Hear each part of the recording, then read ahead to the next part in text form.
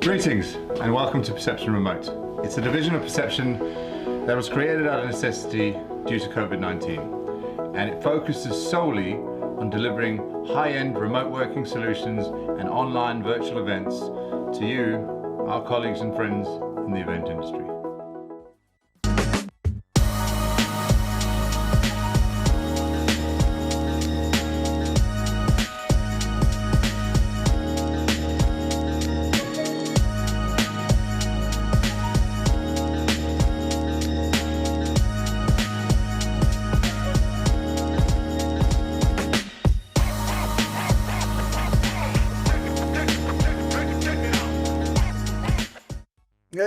Hey, and there we are. We're live again, week 2. Welcome back to everybody that came and joined us on week 1.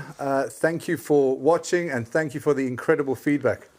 It was a really fantastic feeling to walk out of that live, our very first one, as a non-presenter, and to be told that actually I didn't balls it up entirely.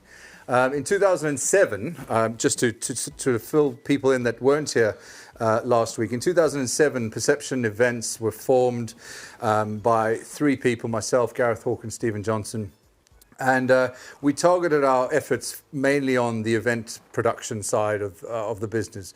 And our goal was to sort of streamline and sort of better the offering that was out there to the agency world, to the conference companies, and to venues in specifically. We operated that model until 2013, where we then integrated a sort of an integration team, which is what we're going to be talking about this week, and how integration is fundamental with today's society, particularly now with COVID around.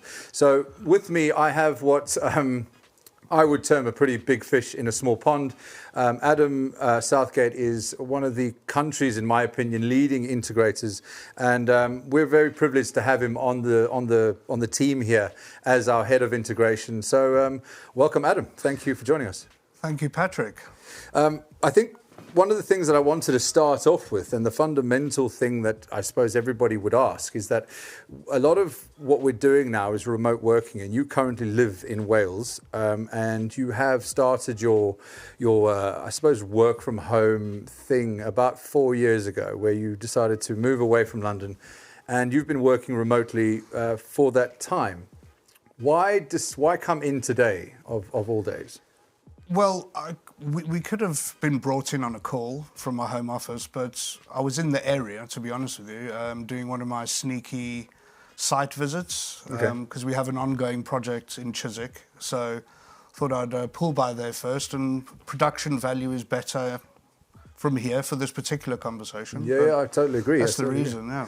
And so I'm glad you brought that up, because it's a good segue into the next question, and that is that, so with the two sides of the business, the event side is not generating any business at all, but the integration side is still working because construction is still running. Yeah. Tell us a bit about that. Well, with integration, we run alongside construction. So fit-out companies, we work with multiple other trades to obviously get our permanent AV installation in. So we're very much still operating.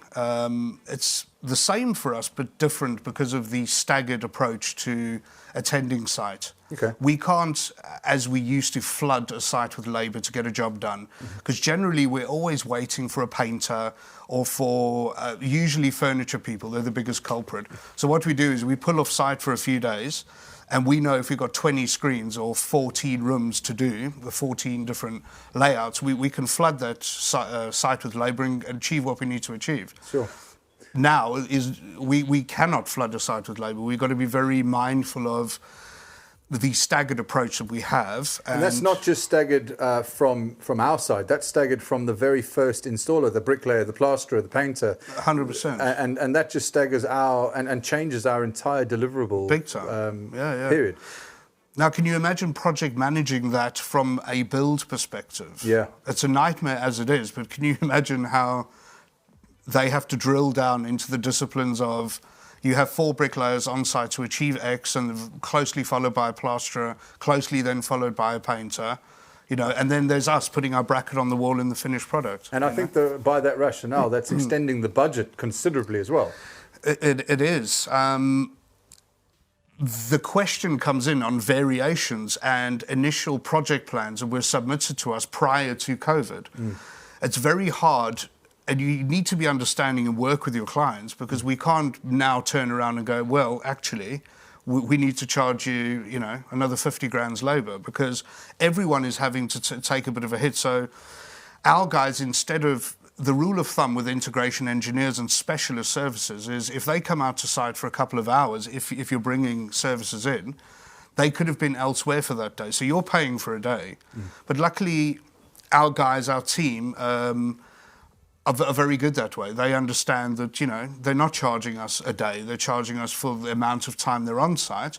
And when they're off site, they're preparing code, they're doing schematics. So you're getting a full day. And that's just them playing the game and working with what we have at the moment. Sure. So, I mean, for the people out there that don't work in our industry, or do work in our industry for that matter, and don't actually understand what integration is, because to understand what live event is, that's pretty self-explanatory. And you'd think that integration is, but perhaps not. Can you just give us a very simple version of that? Integration is taking a blend of audio-visual products, IT products, and interfacing them via a touch panel or remotely or an iPad. That's in simplistic terms what it is. So if you have a boardroom or training facility and you have audio conferencing facilities, video conferencing facilities, you have sources such as laptops, video distribution, audio, program volume. Sometimes the source will need to be pushed into the video conference to share it to the far end.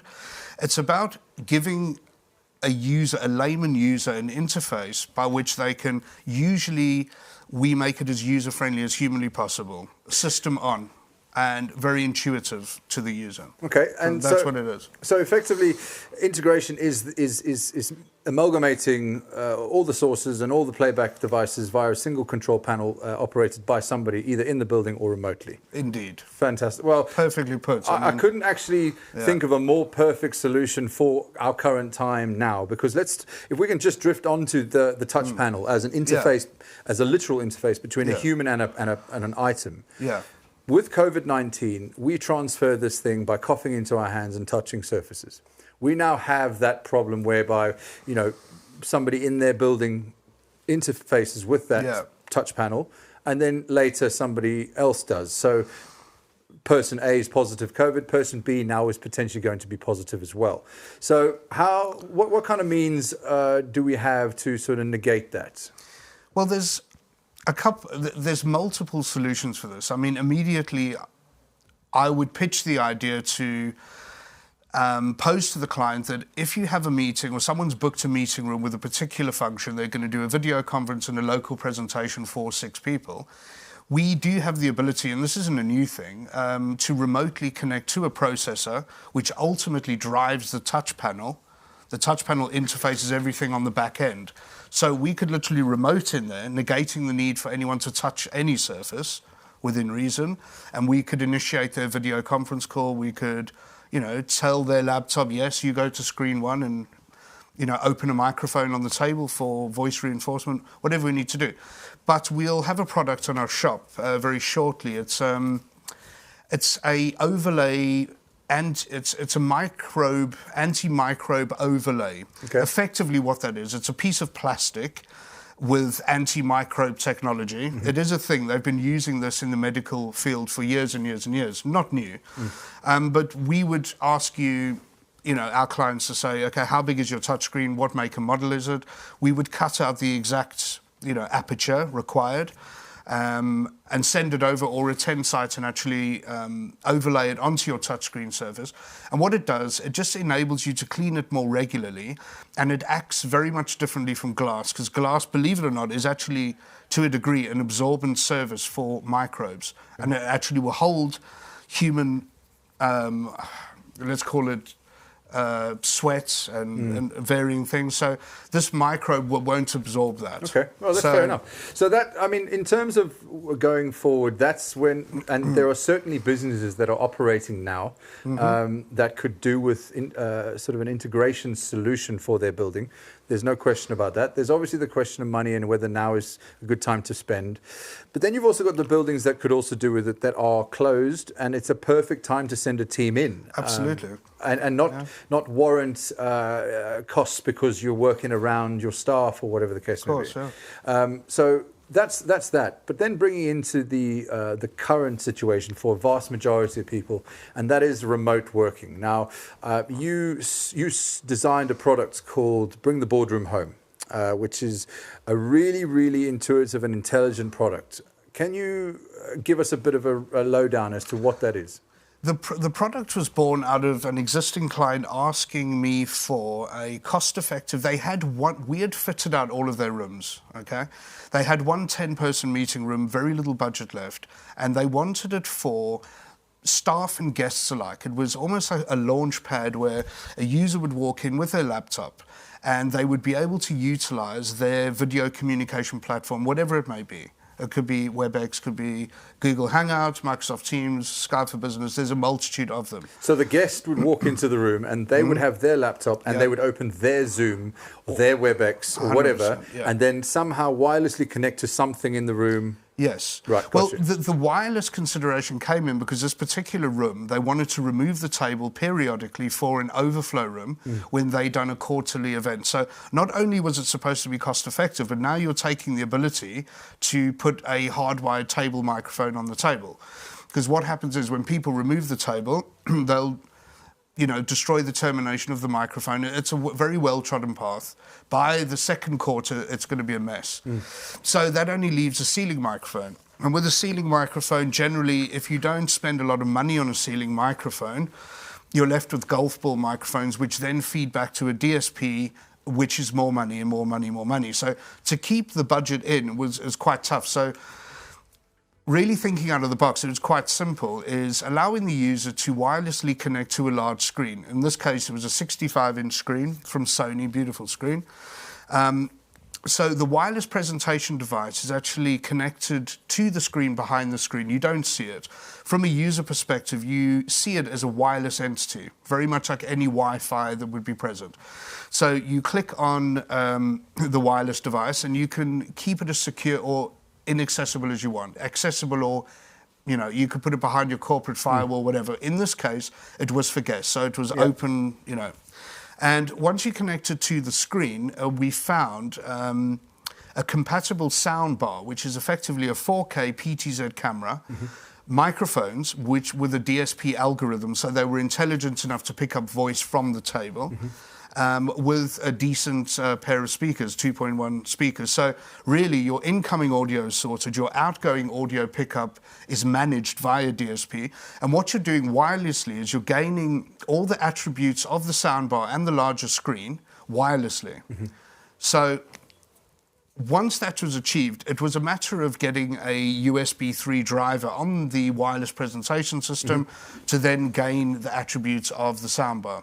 So if you think about that, scaling that back down to home, the reason Bring the Boardroom Home, we've all sat around looking at laptops for the whole day, multiple calls, multiple participant windows. It's arduous, it's exhausting, and the call experience by hour 7 literally is self-harm material. It's just not... We don't condone that here at all. Of course not, no, but you could be driven to it. For sure. And I think... I suppose the target market is pretty much anybody, because it's a very, very affordable product that will interact or interface with your television if you wanted to. If you didn't want it to and you wanted to use a different television, we can supply you with one. Like you say, any size. We can even hire you one, because we have quite a few screens sitting down in the warehouse. If anybody wants to hire, please feel free to give us a call. But I mean, going forward, the products like that we're going to develop, I think that's going to change the way we work moving into our lives, even past COVID, even past vaccination, because we've now realized that once upon a time we can't work from home because of X, but actually that's not the case. Would you agree? I agree to a certain extent. I'm not one of the people who think this, this is a forever thing. I really honestly feel we're never going to move away completely from what we're used to. It just can't be allowed to happen. Yeah. I believe we will be doing events next year. I believe pubs will reopen, and construction's never going to stop. Yeah. In my opinion, we will look back on this year, and it'll be something you tell your grandkids. Where were you during 2020, and hopefully maybe not too far into 21? And you'll be like, oh, we were shitting ourselves during that year. It was a very, very bleak time. But I believe we'll be back to normal. And there will be a mix of home boardrooms communicating to boardrooms in the city.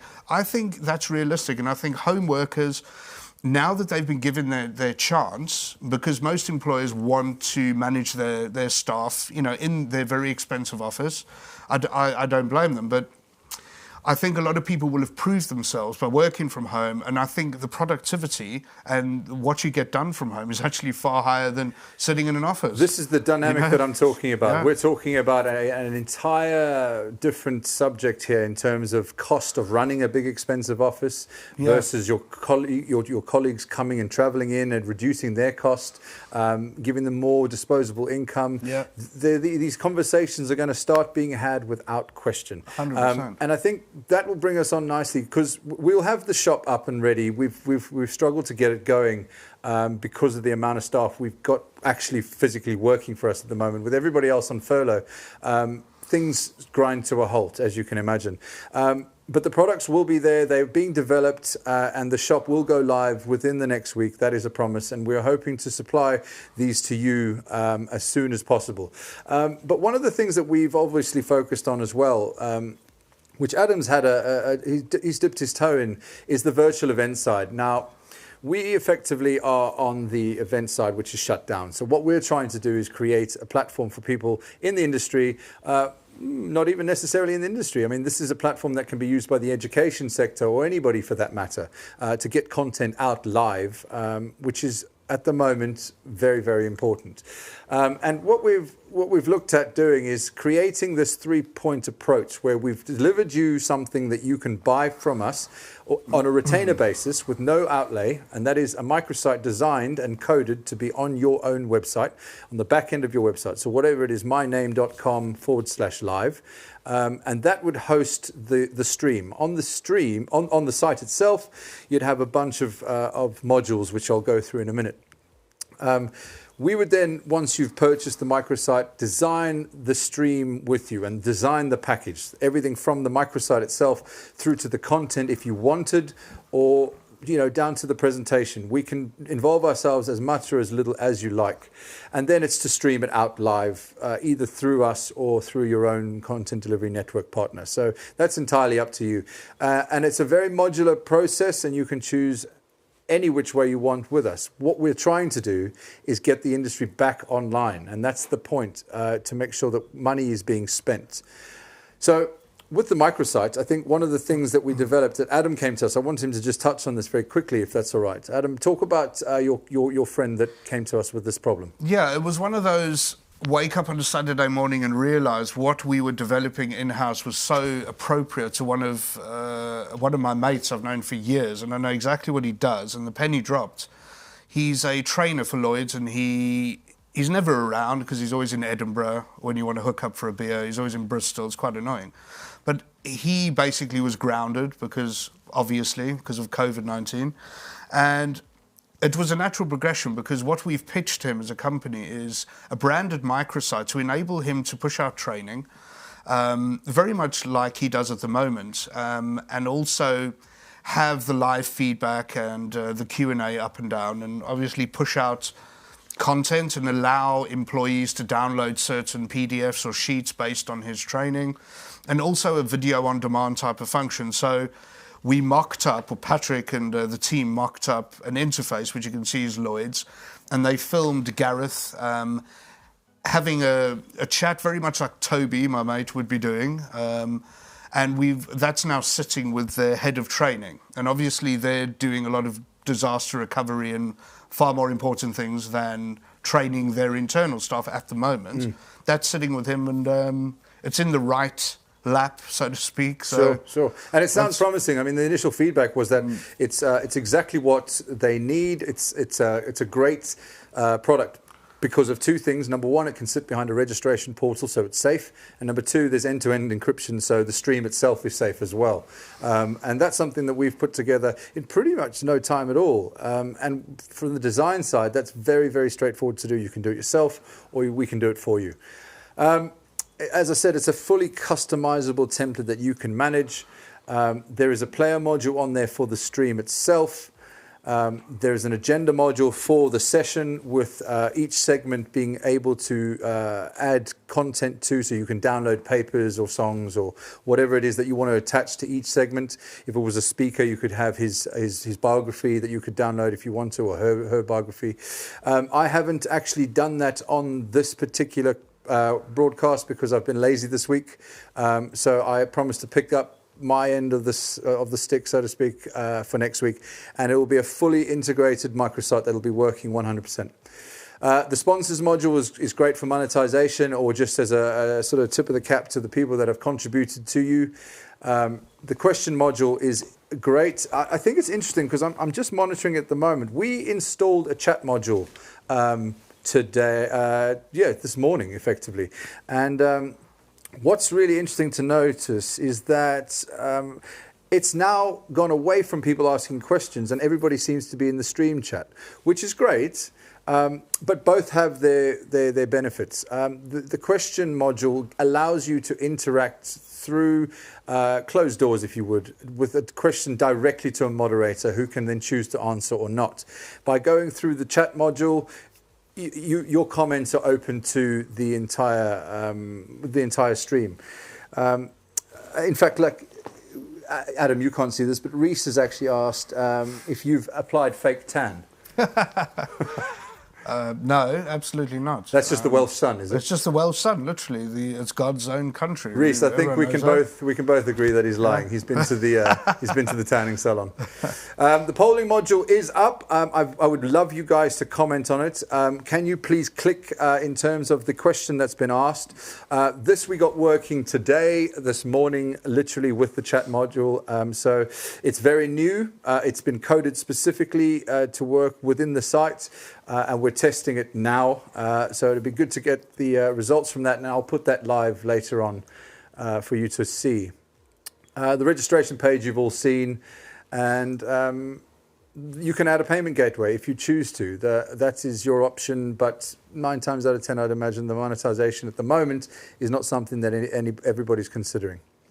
There is no, as I've mentioned, development costs. We will put this onto your platform at a retainer that we can discuss at a later date. We're looking to trial it with a few of our close customers. We have entered talks with those customers for them to trial it because we want the platform working. We want people to start talking online. As soon as one person does it, it's going to start trickle feeding the rest. This morning I heard news from my mother, who sent me a WhatsApp about the fact that Chelsea Flower Show is now going to be online, which is a very odd thing to do, but it's happening. As I say, anywhere, anytime. This platform can be accessed by your mobile, by your laptop, by your desktop PC. You have access to this whether you are a presenter logging in using your camera as a device, or if you're just watching it and viewing the stream. You can interact with it with any device pretty much. We are a fully integrated stream partner.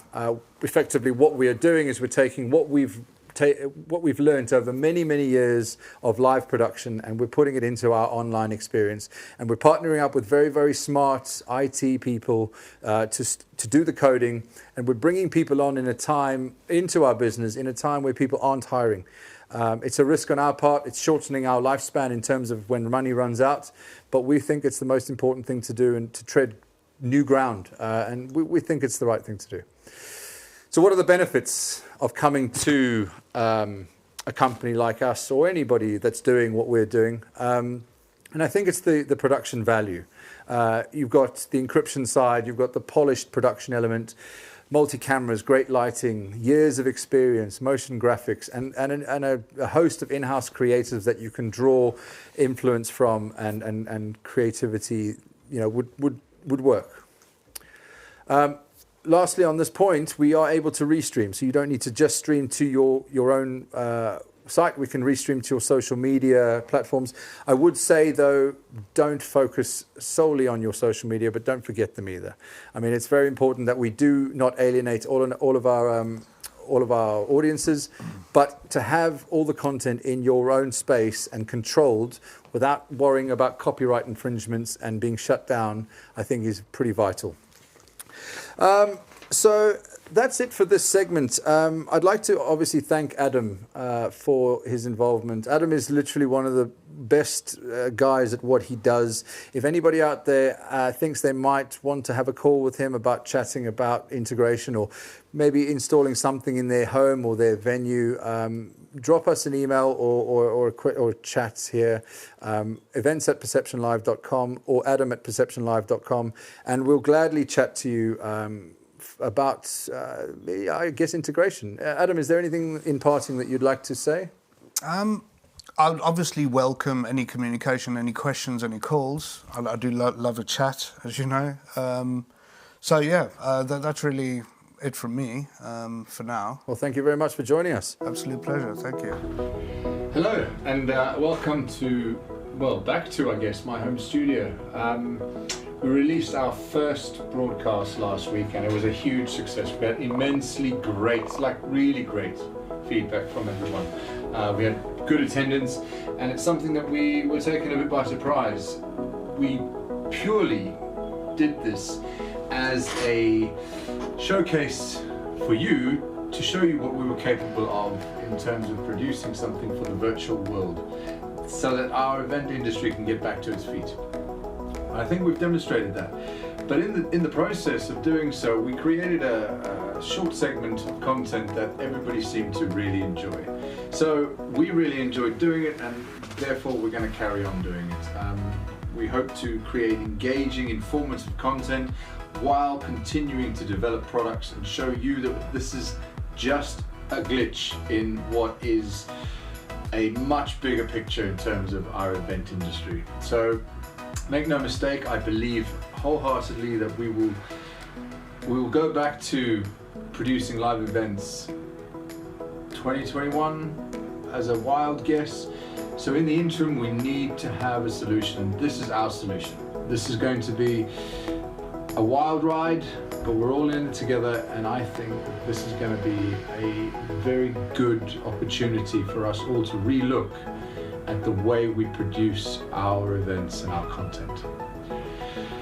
With that said, I'm going to bring on our next guest, who's in an industry that we all love to hate. But the man himself, well, he's an absolute gem. And we're back. I'm going to, in a moment, invite one of Perception's very close partners for many years. The industry itself, I think, if we're honest with ourselves, sends a shiver down the spine of any event organizer, any production team, and that is the health and safety industry. They always seem to be that thorn in the side of what you want to do. But reality-wise, it's not really that complicated to get something online, and when I say online, in live terms, safe. A couple of hoops you've got to jump through, but it is what it is. Let's take a quick look at some horrific instances here of some pictures that we found online in one of the Facebook groups, where you look at this and think to yourself, I'm really pleased that there is a health and safety industry, on the basis that that is something that is actually, that happens in real life. And that's pretty shocking. These are some of the more tame images as well. And I'm horrified to see that some of this goes on. But the reality is it does. And it's for this very reason that we have health and safety in this world. And with that said, I'd like to welcome our caller, Brian Cleary from Sygma Safety, or Sygma Safety Geeks, I think it is, Brian. Is that correct? Yep, Safety Geeks. Yeah. And Safety Geeks is something you adopted 2 years ago. Is there a reason you added the Safety Geeks element? Yeah, been working in the events industry for a long time, and people knew Sygma Safety and Events as a safety company. But more and more, we're becoming more and more focused just on the safety side. And so we thought we let's become the geeks, and we are the geeks of safety, the safety geeks. I love it. Obviously, I mean, going through health and safety loops, if you would, or hoops, or whatever you want to call it, pre-COVID is one thing. This is a different ball game now. Tell me more about what we can, as an industry, expect to see going forward, and what we would be expected to be putting in place. So, just a couple of things first, Patrick. On the introduction, you talked about safety being a thorn in the side. Now, I know you think I'm a prick. But we're there to help people. We're there to help people keep on the straight and narrow. And the second point is something Adam said earlier on as well. I was listening in. What Adam said was, this is temporary. This isn't going to last forever. And so, although we need to look at some things in a different way, the safety law hasn't changed. Sure. The law is exactly the same. As an employer, as an organizer, as a person in charge, you have a responsibility to other people that are working for you, or the contractors, and people who are affected by what you do, like the public. Yeah, absolutely. So that hasn't changed. That bit hasn't changed. It's all about how you assess what the hazards are that affect what you want to do. So with that said, obviously, and I completely take on point that nothing's changed. And in terms of the health and safety executive, as an employer, we are bound by a duty to the employees and the people that we interact with to keep them safe. Now, there is a very different case in terms of COVID and what is keeping someone safe. And there is potential with some legislation potentially going forward that culpable homicide could be brought into this for not adhering to safety protocols, which aren't currently in place. So what should we be doing to factor that in? It's a really interesting point, and it's something that the government or the HSE haven't addressed yet, is the legal liability. You're right, Corporate Manslaughter Act was brought in a few years ago to directly target the directors of companies who have influence over how people work and how people interact with the public. And so until somebody, it's a very difficult, because most of our legislation works on test cases and precedent. So, and this is completely unprecedented. We don't have any reference to this. So what will the legal liability be for an organizer who's organising an event as we go forward, once we're allowed to? And how, if somebody becomes ill at their event, are they responsible? It's a great question. One I don't actually have an answer to, other than to refer you to the legislation which has been brought in for coronavirus, which at the moment bans gatherings. Okay, and what about? The way that's acted by the law is in the same way as health and safety. You would get a prohibition notice if you were doing something that people saw was dangerous. The fact about personal liability for individual people is not enshrined in the latest bit of law, and it's very difficult to decide whether you would be liable. And I would say the best people to speak to is probably your insurance company. That's a fair point, and I think that's a very good bit of advice for anybody out there. Insurance company is vital. I mean, one of the things that Gareth Hawke, our operations director, had to do immediately after COVID was find out from our insurance company what we're covered for, what we aren't covered for in various sectors and for various reasons. I mean, Take for example what you say, the event side is going to continue and all of that. But what about people in their buildings where they have employees coming in? And I take for example this studio. We've got a stairwell that is one-way access to the studio that isn't wide enough for 2-meter passing. How do we implement safety protocols for things like that? And how do we go about risk assessing things like that? So this is where all the other people who work in the safety aspects of our business now are going to really hate me for saying this, but unfortunately, a little bit of common sense is needed here. Okay. If you think about when you go down to Sainsbury's, I know you shop at Waitrose, but if you go down to your local supermarket at the moment, and everybody waits, and there's a 2-meter gap, and everybody tries to keep a gap as you go around. But when you're trying to pick out your plums or whatever it is you eat, your avocados, I know that you will be closer than 2 meters to somebody at some I feel point. that You'll there's reach across somebody and you move around. I feel there's a north-south divide comment going on here. Northern Hemisphere, Southern Hemisphere, you mean? Maybe, yeah.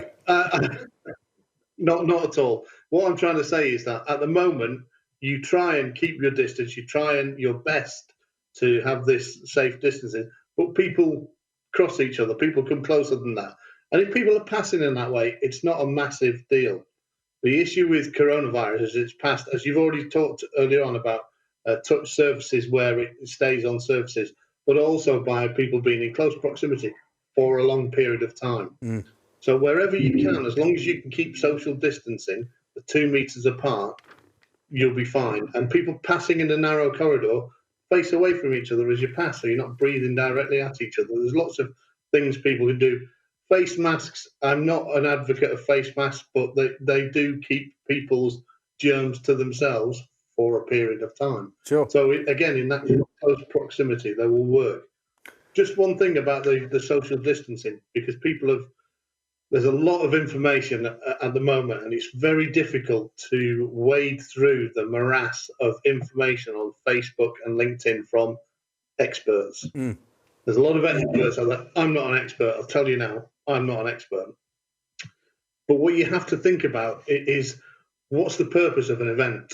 Now, if you look at live events where there's music, theatre, all those kind of events, the whole purpose is for people to come together and experience that performance together. Mm-hmm. Now, you can do that online and people can experience it at the same time, but they're not experiencing it together. They're not rubbing up against each other. They're not getting hot and sweaty on the dance floor or in a mosh pit or that kind of thing. So trying to socially distance at a rock gig doesn't work. Mm. Driving rock and roll, yes, it can work technically, but what's the atmosphere going to be like? If you want to socially distance in a venue, so most typical venues where you have a stand-up rock gig for a couple of thousand people, they're 20 metres by 30 metres, that kind of size. You can get 2,000 people crammed in there if you're close to each other. What we would use a reckoning of 3.3 people per square metre. That's okay. Very close. With social distancing, if you imagine that somebody is stood and they put an arm out to one side, about a metre, and the person next to them does the same, then you can keep a 2 metre gap by only having a 1 metre bubble around you. Mm. You need then just over 3 metres square per person around them to socially distance. Got you. If people are being naughty and moving around a lot, then you need something more like 12 square metres per person. So just looking at the figures on that, from an event point of view, if you had a rock and roll gig for 2,000 people, you tried to socially distance at a metre apart, you'd only get 191 people in. Right. Instead of 2,000. Yeah. If you did it for the 12 metre that you need, you'd only get 47 people in instead of 2,000. Right. It's not viable. No.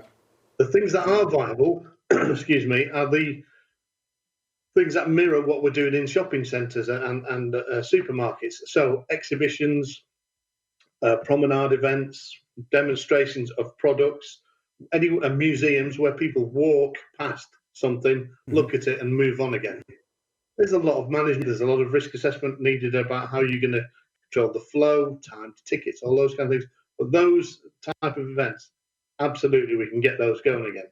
Okay. Gigs, we're not going to get going again. Sure. Online, fantastic. And what about things like conferencing, where you can control flow, you can control numbers in seats, and they are sitting still? I guess that's an industry that we could probably start to look at as well, but that's dependent on government releasing that information.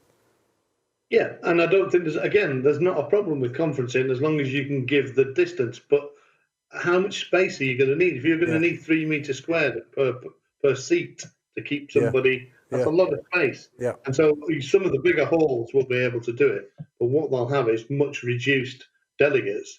And therefore, is it viable? Is it financially viable?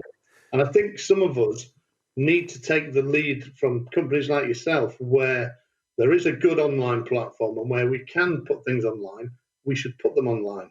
Where we can't put them online and it's not going to work and it's not going to be financially viable, wait. I think that's a very valid point. We've got a lot of venues that are sitting in our in our stable, if you would, as our clients, and a lot of them now are obviously panicking because they don't know when the end of this is. But the way we can potentially get around this is when they start introducing with your spacing guideline, where people can go back to do an event, as long as it's within the guidelines, where we can actually use that venue as a studio rather than an event space. So we use it as the studio with a very limited amount of people to create the room ambience, but then broadcast it out to the larger audience. Now, you do obviously lose something in the transmission of, from live to online, but it is a way to get through this interim period. And I think that's something... Again, sorry to interrupt you, but that's about production values again, isn't it? Yeah, exactly. If you have good production values and you put on a good show, online it will look almost as good as being there. I totally agree. As, we need to look at, again, Adam mentioned earlier on about the soundbar for your digital screens. You need to look at the quality of what people are getting at the other end. Yeah. And if you want to monetize it, then the quality has to be first rate. People won't pay for rubbish. So it has to be really good. And we're the right industry to do that. Yeah, absolutely. The one thing I wanted to touch on with you, and this is from me personally asking the question, we've got a number of project managers, a number of senior technicians, they're all writing risk assessments daily. I haven't probably written one myself in about 4 years. Gareth writes the operations manual for the company. I have noticed, and I know for a fact, that a number of, whether it's us internally or other companies, literally template blanket the thing. They copy and paste and they send it out. And I don't believe that half the industry actually knows how to really properly risk assess. Can you give us it's more than this is a day segment in itself, but can you just give us a very basic rundown on what it is to assess risk at an event? Sure, not just for an event, for any work. Work activity is what it's for, and the whole point of it is to prove to yourself and to others that what you want to do is safe. And so it's part of a much wider safety planning aspect. So risk assessment is one element. And so if you look at, I'll get boring now, HSG 65, which is the HSE's managing how to manage safely product. So booklet. Mm-hmm. It's a fantastic document which talks about planning, doing, checking, and acting. Mm-hmm. And the risk assessment is part of the do phase of that. So you've got up on the screen there the risk assessment I sent through to you. Yep. Now this is with regard to looking at the hazards is the most important thing. So a hazard is something with the potential to cause harm. Mm-hmm. So at the moment, COVID-19 is a hazard. It has the potential to cause harm to us, and to our staff, and to all of the people who might come to our event. So therefore, we have to look at the hazard and find out, can we eliminate that hazard? So can we eliminate COVID-19? We can eliminate the chance of being infected by not having the event, by not being anywhere near each other, and by not doing it. But that doesn't really help us. So the next thing we have to do is put in mitigations where we can understand what the hazard is and reduce the amount of risk of that hazard coming to infect us as we can. So that's where we get into the social distancing, the sanitizing, the hand washing, making sure people know about it. Information is really important in this risk assessment, and also supervision of staff and training of staff and making sure staff understand what we want them to do. Really important.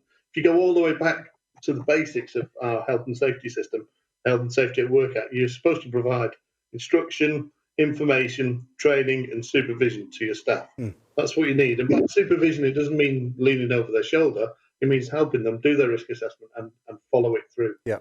So looking at a risk assessment again there, the one that you've got up on screen shows a risk rating, which is made of a matrix where the likelihood of something happening against the severity of it happening are multiplied together to give you a figure. Okay. Many of the larger organisations like the HSE, NCRQ, NEBOSH, those people are now moving away from a matrix.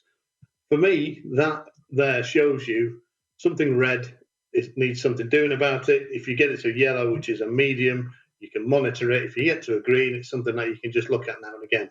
It's a very visual medium. However, what it does is it makes it very simple for people to just copy and paste and repeat the same risk assessments all the time. and I'm going to say again something very controversial to my colleagues in safety.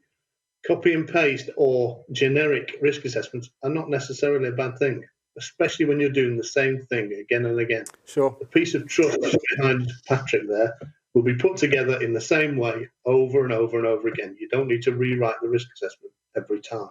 Yeah. What you need to do is to look at where it's different and what are the specific hazards that are brought about by where you're working, who you're working with, or by what additional hazards have been brought in. Sure. For example, COVID-19. The plan part of the HSG 65 is your policies and your procedures. So as an organisation, first of all, before you get into risk assessment, you should look at why you're doing what you do, how you want to make your staff safe, and the arrangements for doing that. So who's going to be responsible, how are you going to do it? Yeah. Then you get into your risk assessment. And now, rather than a colour-coded and a matrix way, the simple way to do it is to list the hazards and what you're going to do about them, how you're going to check that those things are done, who's going to do those checks. Sure. Very simple way forward. And then you put the highest hazard at the top. Now, most of the work we do, the highest hazard is going to be working at height, electricity, chance of fire, those kind of things. COVID-19 comes in near the top now, doesn't it? Yeah, absolutely. It's quite high on everybody's agenda. What can we do about it? And we've already talked about lots of different ways we could look at for mitigating it. But your risk assessment should be a reflection of how you're going to work and who's going to be responsible. It shouldn't necessarily be this mathematical formula and these numbers and colours that show to something that you thought about it. Yeah, for sure. It should be actually a document that you can use. And I tend to take that on board. And the important thing is, and I see what you're saying in terms of copy and paste being not a bad thing, as long as it's not making you lazy. And if there are changes, you do need to change the risk assessment. It's not a case of trying to pull the wool over the eyes of the health and safety executive or the venue requesting it, etc. It is literally to ensure that everybody is safe in that environment. Brian, I'm going to be asking you one more question, if that's all right, because I've been told in my ear that we've run out of time. We touched on this very briefly, so if we could touch on it very shortly. The Bundesliga are going back, and I know that you wanted to have your little dig here, so I'm going to give you the opportunity to talk about the Premier League. Liverpool are 25 points ahead. I'm a Manchester City fan. Let Liverpool have it. Let Liverpool have the title this year with a little asterisk next to it that says incomplete. That's all I say. Incomplete. And then next year we'll see who the better team are. Oh, amazing. Brian, it is literally always a pleasure talking to you. Do you want to give a shout out to where people can come and get you? It's sygmasafetygeeks.com? Safetygeeks.co.uk. Or Brian at safetygeeks.co.uk. Just drop us a line anytime. We quite often give out free advice to people because it's too expensive doing invoices for just one sentence. So anytime you like, safetygeeks.co.uk. I've got an idea based on this chat that I think I'll put to you, where we can sort of evolve your way of delivering advice without you having to physically be involved, potentially recording videos that people can access on your site. But I like the microsite idea as well. Yeah. Fantastic. Brian, look, it's a real pleasure, man. Thank you very much for taking the time out to join us, and I'm looking forward to seeing you in the flesh sometime soon. Cheers, pal. And there we have it. I mean, you kind of wish that each one of these segments was longer, because you could talk to Brian and Adam and all these experts in the industry for days on end about the subjects that require debate. And you can often not share the same viewpoint, but still argue a good argument for your position. But anyway, we must move on and the show continues. So what we've got now, right, is a performance segment. And I was sitting in the warehouse the other day, and I thought to myself, I know what, one of our employees actually does performing. Let me give him a call. So we did, and he was well keen on it. So the problem came in was I had initiated this not knowing if he was any good. So when he then sent, sorry, let me rephrase that. I then asked him for any of his content, and he said he had none. So now I'm starting to think he can't be very good. He then that very night sent me a rendition of a song that I think is the best rendition of a song I've heard, to be honest. My next guest here is Alex Foy. He's one of our technicians at Perception who's currently on furlough. He's not working in this capacity. He's coming to play on the show because he enjoys music, I guess. Welcome, Alex.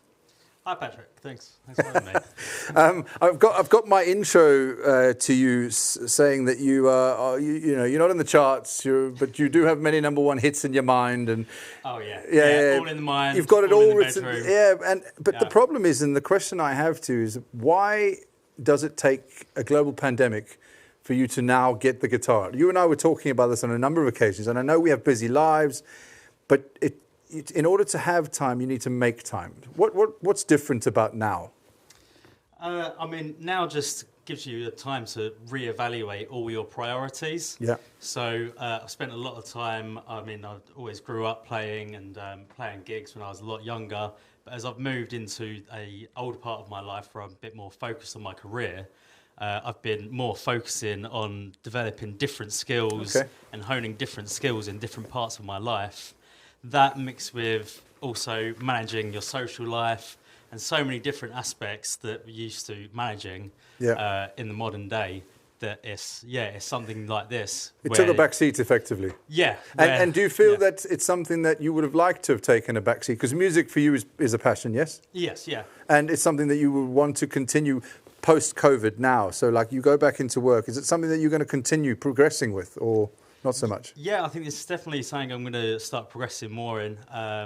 It's something that I've got used to sort of playing at home more around with my girlfriend, who's I'm usually probably disturbing her biggest fan. But she's not furloughed, so she's working. Yeah. So she's got me playing in her ear now, which I'm sure she absolutely loves. yeah, for sure.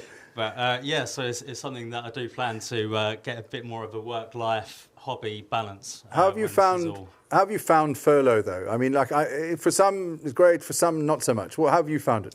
I mean, it's definitely been a mix. I've definitely missed going out on site and the sort of high sort of performance lifestyle that we're used to in the events, going out all hours, going all over London, doing all these great events. Yeah. That's something that I definitely missed, to being stuck inside all the time.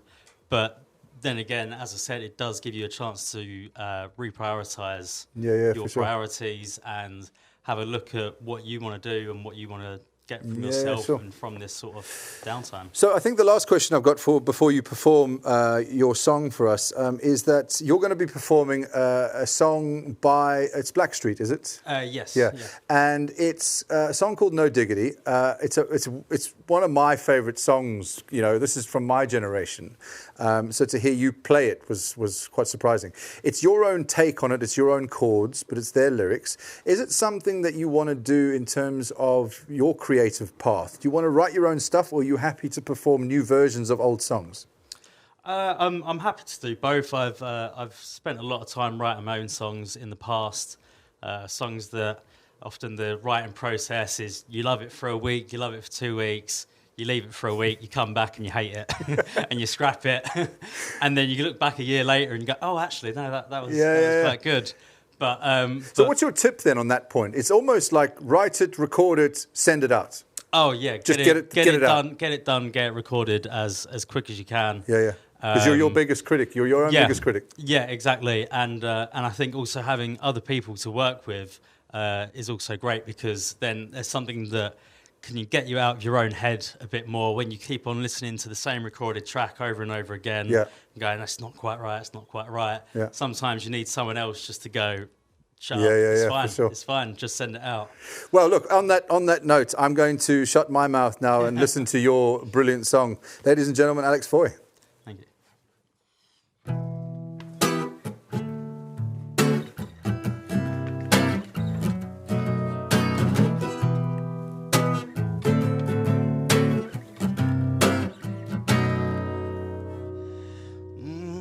Shutting it down, good Lord.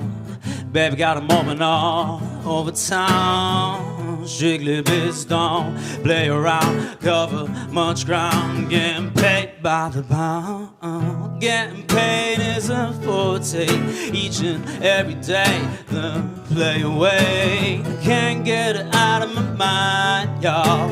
I think about the girl all the time. East side to the west side, cruising fair rise, ain't no surprise. Got chicks in a stack, stacking up cash, fast when it comes to the gas. It's by no means average, as long as she's got to have it. Baby, you're a perfect 10. I like the way you work it, no diggity. I gotta bag it up, babe. I like the way you work it, no diggity. I gotta bag it up, babe. I like the way you work it, no diggity. I gotta bag it up, babe. I like the way you work it, no.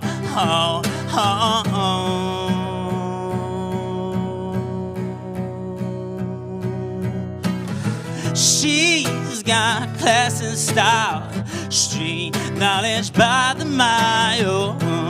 Baby never at while, baby low key on the profile.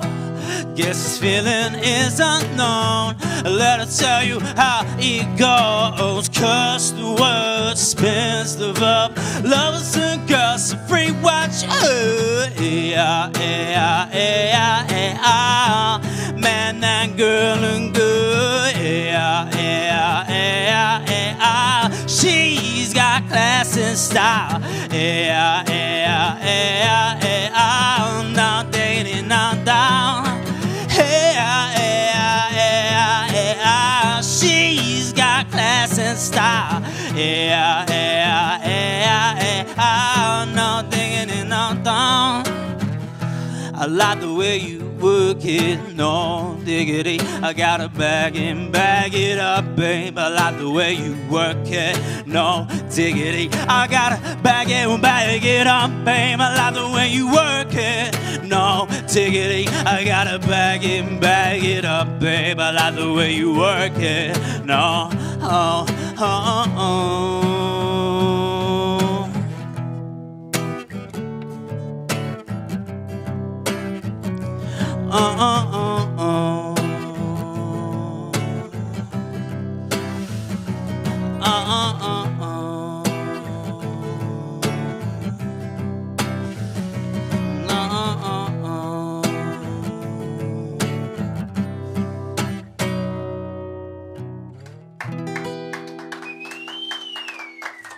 Thank you.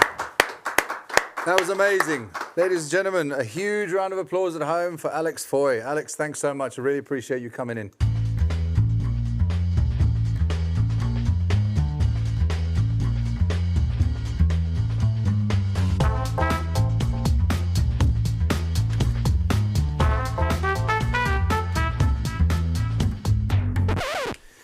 So that's my bad. We're one transition video out of sync here. That's me as a presenter. My bad.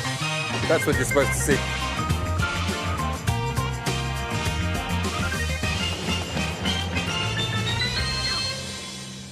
And Jonathan Ross, step aside. I mean, Christ. Right. It's great. It's with great pleasure that I welcome my very, very sort of wise friend, not sort of, my very wise friend, back with his little piece of what I would title Adam's advice. And what we wanted to very briefly talk about is, Adam, you've had a transition period of 4 years into remote working. Can you give people some insight as to what the best thing to do is? Yeah, they're pretty simple and they make logical sense, really. And I think it's echoed on advice coming from the government. But 4 years ago, it wasn't trendy or cool working from home, right? It wasn't in that period. But I think you've got to really train yourself to work from home, because it's quite an art, to be honest with you, because you go through the first week of thinking, I'm at home, and then there's the half-a-day pajama parade, and maybe shower at 2 p.m. because you can. But you really need to get into a routine. It's the same as going to work, except harder, because you need to justify your existence a lot more. So personally, I'll wake up just like I did have a shower, get dressed. I get laughed at, belt, shoes. I mean, I'm walking to my... Luckily now I have an actual home office where I was in a bedroom, so there's been an evolutionary stage there. But my office is very much like the office I used to travel to here. You know, a desk phone to me is a psychological, call it a prop, whatever you like, but I like working from a desk phone and making phone calls. We have obviously a telephony. We don't have a telephony platform, but the telephony platform we use is provided by our largest integration client, which is Arrow Business Communications. You know, they do IT, they do telephony, they do cloud video, they have a support desk. So we work alongside them, for them, with them, depending on what we're doing. A great bunch of guys, and obviously big shout out to anyone connected from Arrow. So thanks for your support over the years and etc. That was just the bit about the desk phone, but had to shoehorn that in. And the huge plug. Yeah, sure, I mean, we absolutely agree. I mean, exactly. Arrow is a great partner, a great client. So we will put up links to their platform, and absolutely. Anybody that needs telephony, give them a shot anytime. Because it's a touch, being able to be, you're sent home, you can take your desk phone, plug it into your network switch, PoE, points to the cloud. It's like you've never left the office. Yeah. So to me, that's a comfort. So getting into a routine and having lunch at 2 p.m., choose a time. I don't know, you can forgive yourself if you're hungrier on one day than another, have your lunch at 11:45, whatever it is. But I think keeping it structured and keeping it regimented is the only way. Because little things, they end up being big things, and a culmination of lots of little things end up bad. Your productivity goes down. Now, I could talk about home networking till the cows come home, an ideal placement of your router, and hardwiring from your router is always the preferred way to get the best, most reliable bandwidth. But I would rather offer it back out to anyone connected who'd like to get in touch. My email address, adam@perceptionlive.com. I welcome any emails, any questions regarding voice over IP, bandwidth, the best way to get the best out of your bandwidth. My top advice is don't have kids if you don't already have kids, because they're going to wipe your bandwidth out. Is that a life advice thing, or is that an IT advice thing? It's kind of two-pronged attack there. But they'll be on YouTube watching Ryan, you know, the child who makes you buy things. Yeah, huge. Yeah. Right, so we're going to cut the segment there, because I think what we'll do is we'll offer one nugget of information a week. Sure. And I think that's a very valuable nugget of information. We've just to inform everybody, the polling is up, and the graph states very clearly that we have a very responsible audience. The question was, have you implemented a health and safety strategy? And a large contingent of the people that have voted have said yes. Over a quarter have said sort of, and under a quarter have said no, not at all. So that's quite interesting, but it is what it is. You know, we will all deal with things in our own way, and we were discussing that earlier. The last thing on the show is to bring to you what is something to make you smile in a time that is not really happy.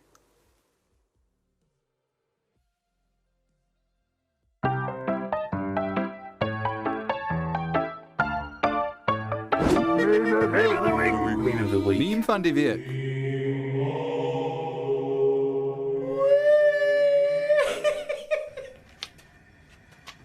All right. First time frying a turkey. Stay inside, please. Stay inside. Stay inside. Right. Get inside right now. Oh my God. Personality. Bet you never see me with a pussy on my head. Whoever has their microphone.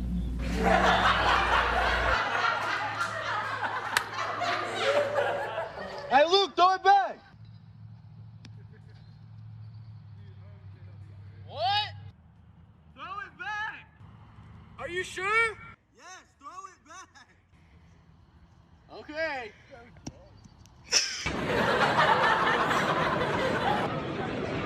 Do something spooky.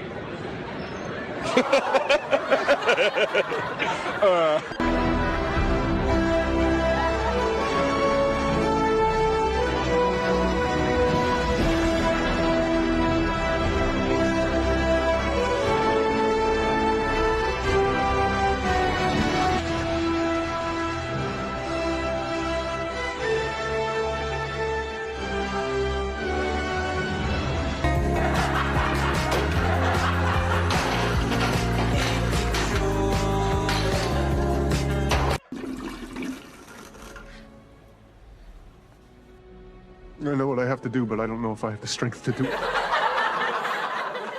Ooh, what does this button do?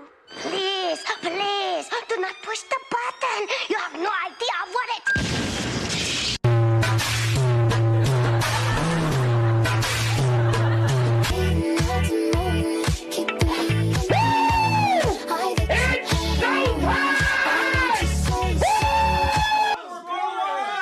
One more quarter. Smart water. Smart water.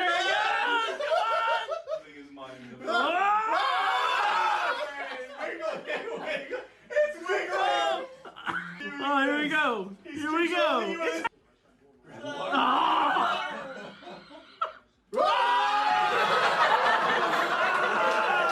There's so much talent in New York City, guys. We just don't look around enough to see it.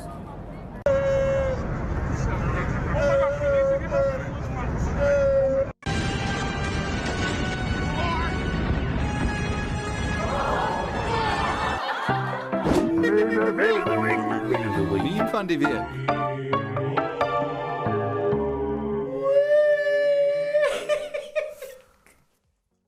And that, as they say, is that. Thank you so much for tuning in again. We really look forward to each week now. It's great fun curating the show, and we love interacting with you. Keep well, stay safe, and we'll see you soon.